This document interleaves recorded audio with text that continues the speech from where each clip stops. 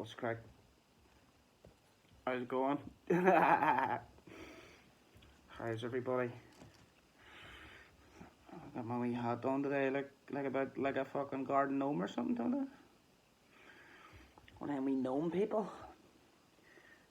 And I'd put it on. I was coming through Tesco. I was sort of thinking, feeling good here. Like I feel like I've got a good thing going, and then I get into the taxi on the way out because I had two big ass bags of shopping. I wasn't gonna fucking carry them all the way home.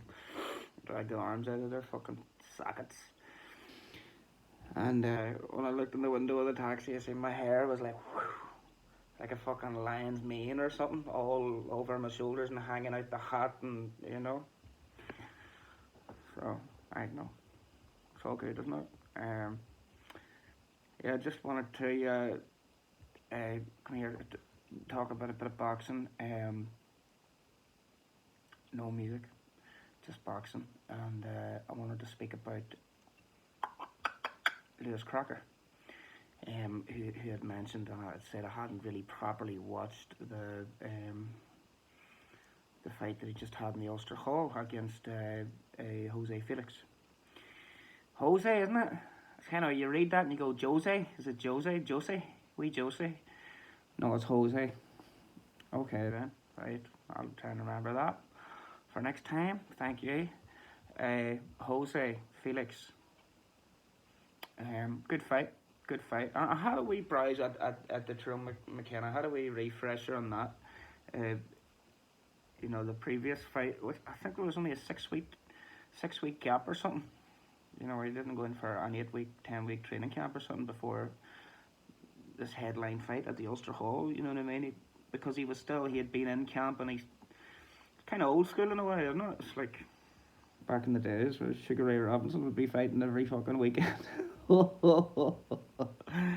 Horsehair fucking gloves, you know what I mean? Probably not that much padding in them, and you just get up and do it. I'm bounce on. I'm sure you all heard the story about he had a dream one night, and he had a fight the next day, and he went to bed the night before, and he dreamt that he killed the guy in the ring.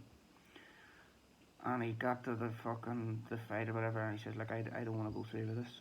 And whatever management, promoters, the mob says, get the fuck in there and do your job, you wee bastard. And he did, and he knocked the guy out, and the guy died. Which, although that's half a century ago or maybe more, you can sort of brush that off and go, well, that's just a wee thing that I read in a book. But the guy died. The fella actually died, and obviously that's happened with a few other fighters like Barry McGuigan, young Ali was that happened. No, these things are fucking tragic, man. And who else? Fucking Nigel Benn and Jared McLennan.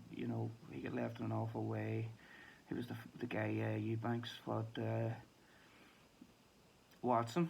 What do you call that? Well, Watson, whatever his first name is, who was a really good fighter as well, and he was left brain damaged, I think. So it's strange, and his premonitions.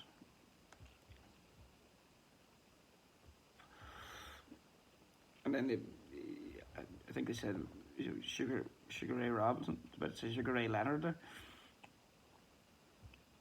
And we'll get into that another time. Sugar Ray Robinson sort of says, after that he never really hit the same. He didn't go in with that same murderous intent. He just couldn't do it, man. And you can imagine, like, if it had it been you, like, what's this fucking wee conch floating up there? I don't know how that come about, but it's there now. So that's a strange thing, isn't it? I don't think anybody goes into a boxing ring with truly murderous intent, But of course, you do want to commit to your punches, and when you have to, like when you're going to lay some motherfucker out, like you gotta have everything behind it. But I don't know. guess there's must be a hard thing for a fighter to have to reconcile in their mind, you know. But we can only imagine. We can only imagine. But anyway, Crocker, Lewis Crocker. I first heard about him a load of years ago when I was talking to a taxi driver, which was where it was the only boxing talk I got, was sitting in the back of taxis. I'd always ask the taxi driver, you like boxing, you know? And 9 times out of 10 they did. We got a wee chat, you know. And this guy had mentioned to me, to say Crocker's the next one. I go, who's that? He says, Lewis Crocker, such and such, did it a welterweight maybe, or whatever he was at that time. And so I remembered the name, and then, you know, I did get seeing him a few years ago on a couple of different fights that he had, and sure enough, he had the goods, like, as far as I could see anyway. But when it come to this recent fight with Tyrone McKenna, you know, I had previously kind of said that his shot selection wasn't great and stuff, and then when I watched the fight, I was like, all right, I got that completely wrong. His shot selection's brilliant. You know what I mean? He's got all that. He's got the shot selection. He's got the variation. You know, he knows how to mix it up and stuff, and it's good. And then I watched the Felix fight, and I thought your man Felix is a good fighter, obviously a good mover, good on his feet. And dynamic offense. He would be sort of probing with the jab, tapping with the jab. Very active lead hand, and he was handy with a left hook to the head. There was a couple of times he threw a left hook upstairs, and then almost like a shovel hook just immediately after it. But a very good sort of cognition or something in his punches were very. He was well drilled that way, and that was an interesting combination to see that left hook, left uppercut immediately following it. And I was sort of thinking to myself, you know what, I like what Crocker was doing, you know, I liked his guard, I like that tucked in guard with the elbows in and the gloves up, you know. And, you know, he was doing what he had to do against that style of opponent. You know, styles make fights. And he was pressuring him, and he was cutting off the ring, and he obviously had more success with that as the fight went on. He felt his way into the fight, and he got used to the opponent. He seen what he had to offer, wore him down a wee bit, and then he could start doing what he wanted to do. He could start fighting his fight. So what I was thinking to myself was the remedy for this guy coming in with the active jab and stuff would be for Crocker to sort of apply a stiff jab with good timing, you know.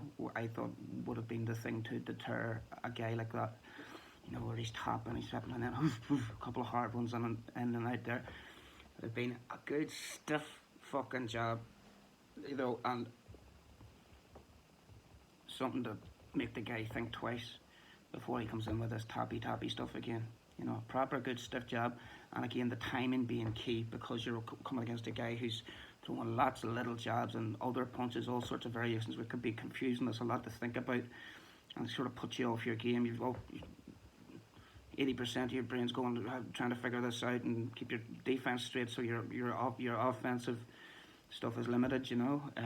But I think a stiff jab there would have been useful, and that could be something to think about, you know, because he could come up against guys like that again, and if he had a jab with him, you know, if he had tried to do a similar thing to what that guy was doing, of course Crocker's got a style anyway, you know what I mean, but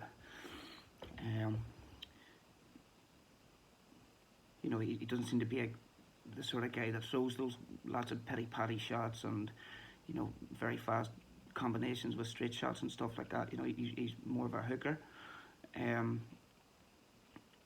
Like a stiff jab, maybe mixed up with a quick flicking jab as well. You know, more like a Larry Holmes type thing. But I thought then as the rounds went on, you know, midway through round 2 and into round 3, he was having more success cutting off the ring. Like I say, the other guy was starting to be wore down a wee bit, and Crocker was getting to do what he wanted to do. He was getting his shots off.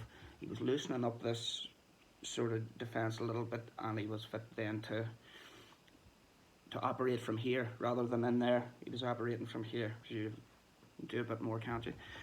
Um,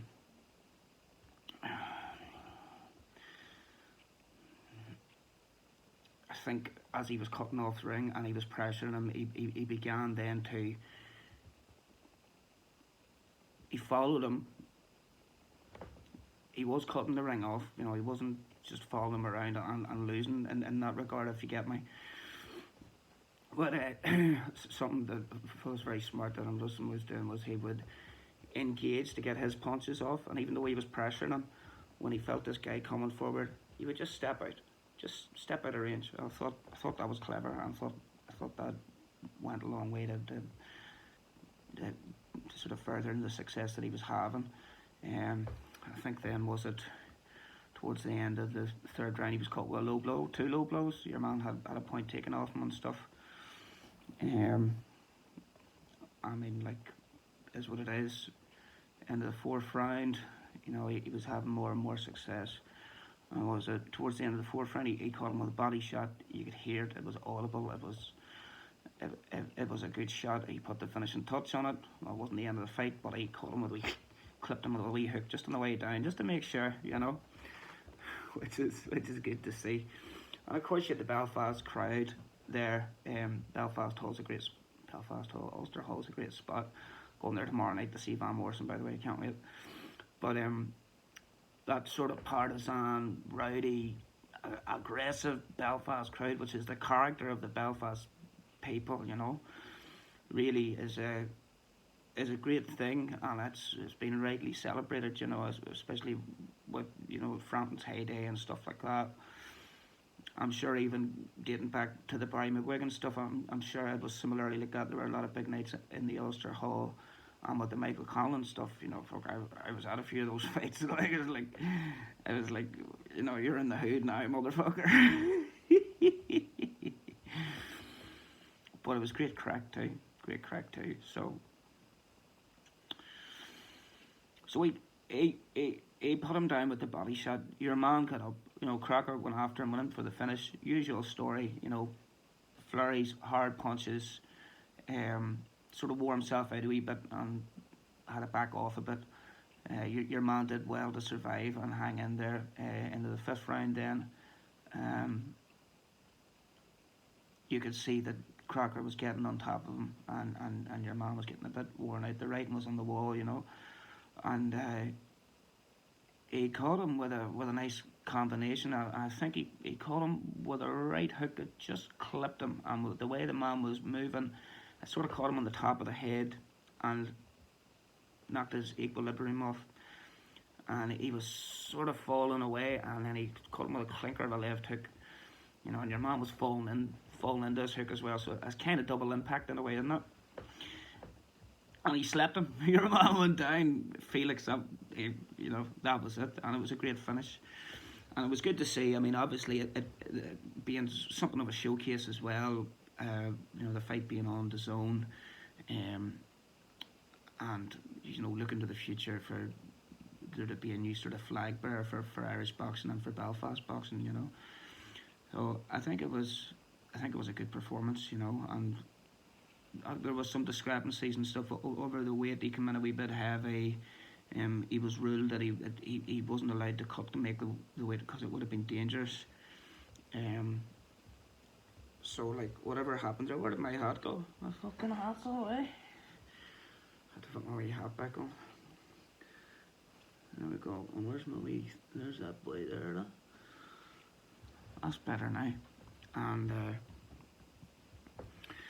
so, yeah, it's what it is.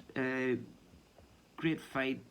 Positive fucking signs for the future for Belfast boxing and for Irish boxing. And, let's not forget the Culchies. I'm from Cookstown, and I used to work with a fella, Fergal McCrory, and I've seen him on the record of a Ryan Burnett fight. Back in the day, like I used to, I used to go to the press conferences and all. I'd be going to like the waterfront, I'd be going up to Europa and stuff. I think I ran into Frampton one day. Like, he said hello to me and all. He was real sound, like, and I seen Eddie Hearn at one of them and all, but I ran into Fergal. And he goes to me, "What are you doing here?" And I was just like, I read it was on. I seen a tweet about it, so I thought I'd come down. I'm just a fan.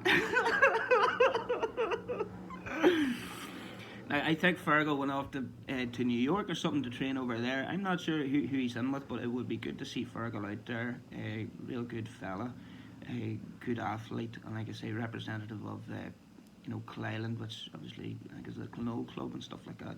Conrad Cummins and stuff. There's like a good scene there. I'm from Cookstown, which isn't too far away. My ma's from fucking Clayland. So the madness is inherent, And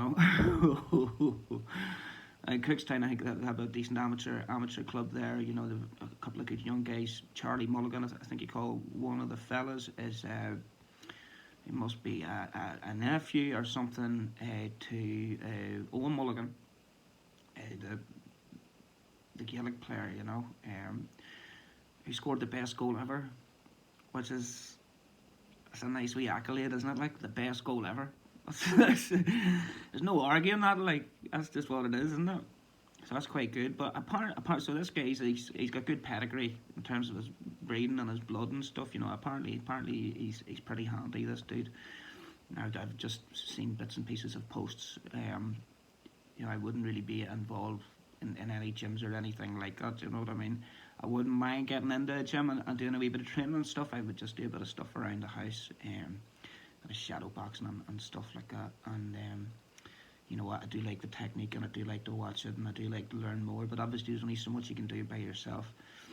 So I'm looking for a gym to go in somewhere for a sort of halfway fucking handicapped fella like myself to go in and just hit the bag for a while. Maybe somebody hold the pads for me and give me a few tips and bits and pieces.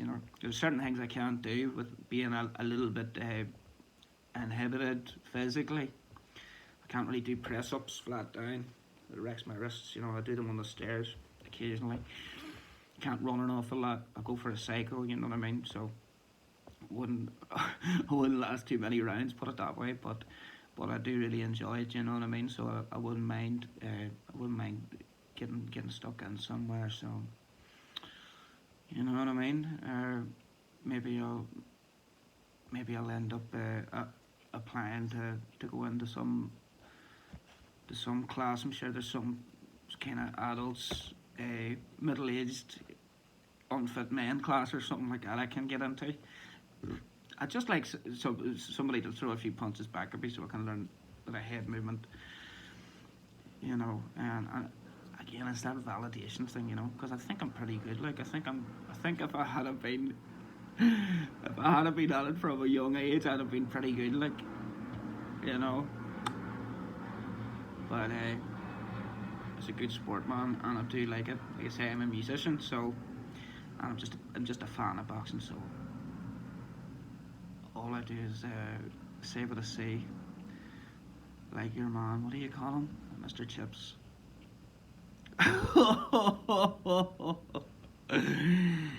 Keep her lit, boys and girls. Good night.